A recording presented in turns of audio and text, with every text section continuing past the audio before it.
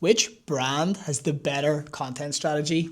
Yeti or Stanley? This is a $1.8 billion giant versus a $750 million viral smash hit. Yeti do a lot of high quality brand style content. UGC, like pack my Yeti bag with me. Incredible lifestyle photography. Stanley hit all the boxes as well, though I feel like the weight of their content is more on the professional side, and they do a great job with that. When they do UGC, it's usually pretty good and it lands well. Yeti keep it super real. They more or less highlight consumers of the product, but it comes across really authentic. They're maybe not jumping into those UGC trends the way Stanley do, like get ready with me and things like that, or recipes, but they are leaning into real organic users of the product and getting that story out. And that's the kind of stuff that would crush on ads if only they were running them as ads, which they don't. They create open loop organic content really well. For example, this video about the sauce, no sauce. It's a simple concept asking the barbecue staff their preference and they're scoring that in the video. This holds attention because as a viewer, you want to see who wins which camp. Stanley, on the other hand, they're doing more gifting collaborations with influencers, and this is where they're getting really nice UGC back. But I don't want to take away too much from Stanley on their ads play, because in terms of volume,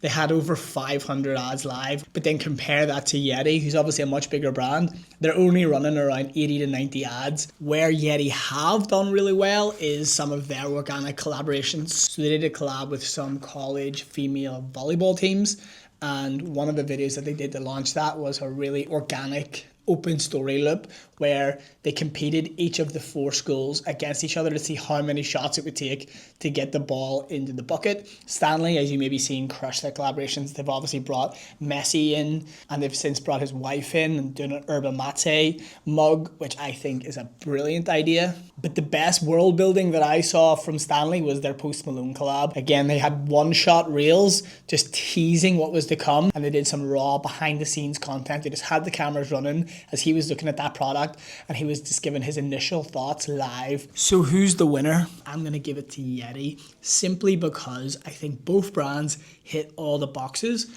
but whenever Yeti are doing their brand campaigns, they're nailing that Life Force 8 identity thing, and it's the identity of who you think you are that's going to determine which brand you buy. Do you really just want to be a Stanley consumer, or do you feel like you're a Yeti consumer?